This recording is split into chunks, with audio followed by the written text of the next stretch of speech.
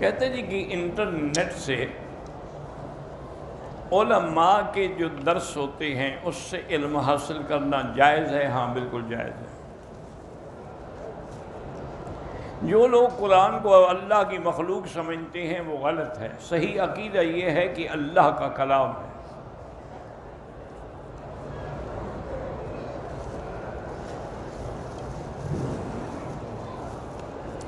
ایک آدمی نے مسجد جعرانہ سے عمرے کا احرام باندھا، طواف کر لیا، صفا کرنا بھول گیا۔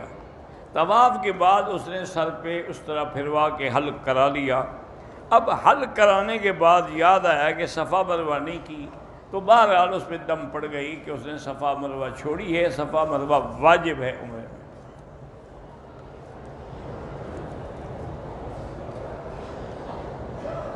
ہاتھ دھونے والے ٹینک میں کھڑے ہو کر پیشاب کرنے کی عادت ہے، خاص طور جہاں بیٹھنے سے نجاست کا خطرہ ہو، ٹھیک ہے، پھر اسی جگہ کو دھو ڈالا کریں، پانی بہا لیں، مجبوری ہے، آپ دوسری جگہ نہیں بیٹھ سکتے۔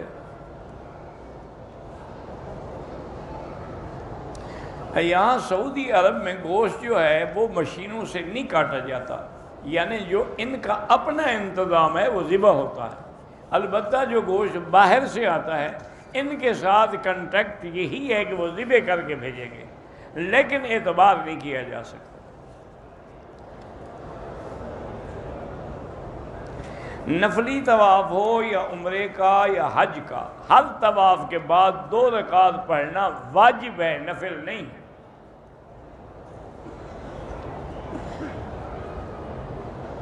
ایک عورت ہے، اسے طلاق ہو گئی، اس کا ایک بیٹا ہے، ہم اس کو زکوٰۃ کی رقم، اگر وہ غریب ہے تو زکوٰۃ دے سکتے ہیں۔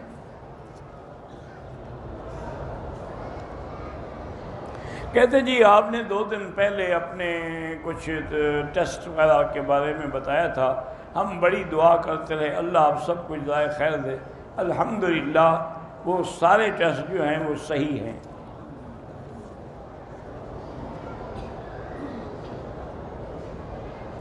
اگر خواتین نے مصنوعی زیورات پہنے ہوئے ہیں نماز ہو جاتی ہے۔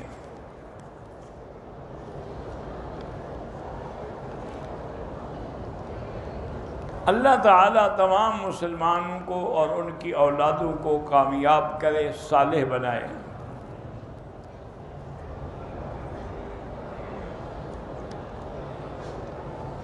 کچھ لوگ ایسے ہیں جو عبادت بھی کرتے ہیں لیکن جھوٹ بھی بولتے ہیں، اور ان کو اپنی عبادتوں پہ غرور ہوتا ہے، یہ بالکل ناجائز ہے، توبہ کریں، استغفار کریں۔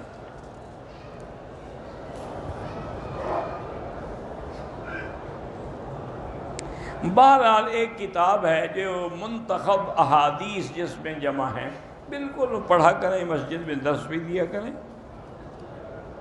میاں بیوی جماعت کرا سکتے ہیں، اگر کوئی اور نہ ہو تو کرا سکتے ہیں۔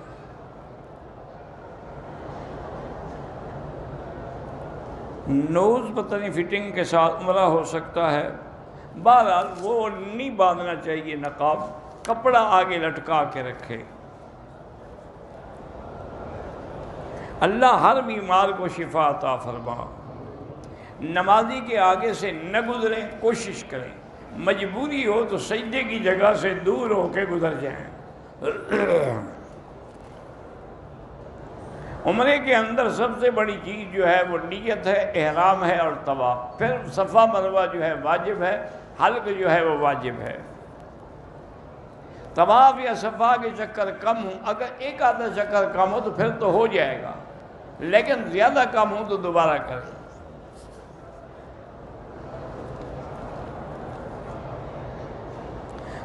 داڑھی رکھنا جو ہے یہ بالکل واجب ہے، اور اس کے منڈانے والا جو ہے وہ فاسق و فاجر ہے، گناہ کبیرہ کا مرتکب ہے۔ اور داڑھی جو ہے صرف میرے آقا کی سنت نہیں بلکہ سنت الانبیاء والمرسلین، تمام انبیاء اور رسولوں کی سنت۔ جنازے کے بعد جو الگ دعا کرتے ہیں وہ بدعت ہے، اصل دعا وہی ہے جو جنازے میں ہے، جو خود حضور نے کی ہے، اللہم اغفر لحینا و میتنا۔ اس سے بڑی دعا اور کون سی ہو سکتی ہے؟ جنازہ اونچی آواز سے نہیں پڑھا جاتا، آہستہ پڑھا جاتا ہے۔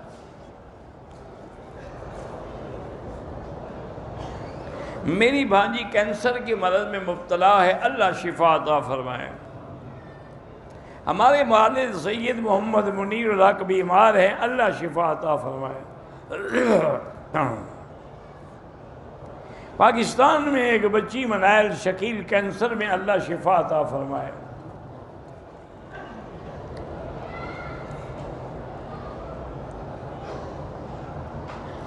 ایک آدمی نے عمرہ کیا، طواف کر لیا، صفا مروہ دوڑ لیا، اوپر والی چادر اتار کے قمیص پہن لی، پھر یاد آیا کہ میں نے حل کرانا ہے، پھر قمیص اتار دی تو پھر حل کرایا، ٹھیک، کوئی دم نہیں۔ اللہ پاک تمام مسلمانوں کو حج نصیب فرمائیں۔ مغرب کی اذان کے بعد 2 رکعت اس مستحب کی حیثیت میں ہیں، لیکن حنفی مسلک میں ان کا نہ پڑھنا زیادہ بہتر ہے۔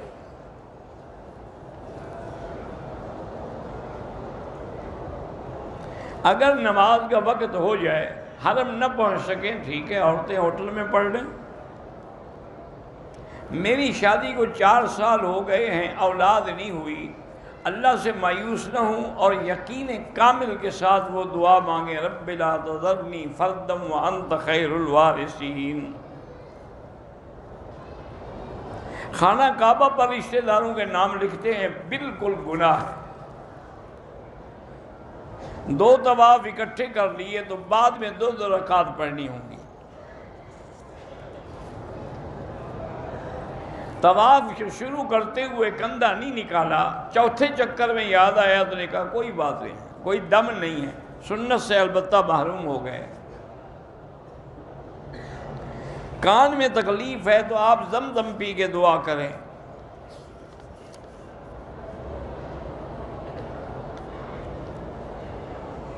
اگر آدمی دن میں 2 مرتبہ عمرہ کرے، ہر دفعہ سر پہ اس طرح پھروانا ہوگا، بال ہوں یا نہ ہوں۔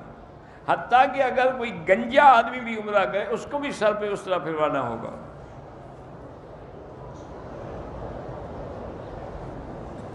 میں امام کے پیچھے فاتحہ پڑھتا ہوں، ٹھیک ہے، آپ پڑھتے ہیں، ہم تو اعتراض نہیں کرتے۔ اعتراض تو وہ کرتے ہیں جو فاتحہ نہیں پڑھتے ان پر، حالانکہ امام حنیفہ رحمۃ اللہ علیہ کے نزدیک امام کا پڑھنا جو ہے وہ مقتدی کے لیے کافی ہے۔ میری اولاد نہیں ہے، میں نے ایک بیٹی لی ہے گود میں، اس کی ولدیت آپ اپنی نہیں تبدیل کر سکتے، اس کے باپ کا نام ہی لکھیں گے۔ ناجائز کمائی سے مسجد کی تعمیر کرنا بالکل ناجائز ہے۔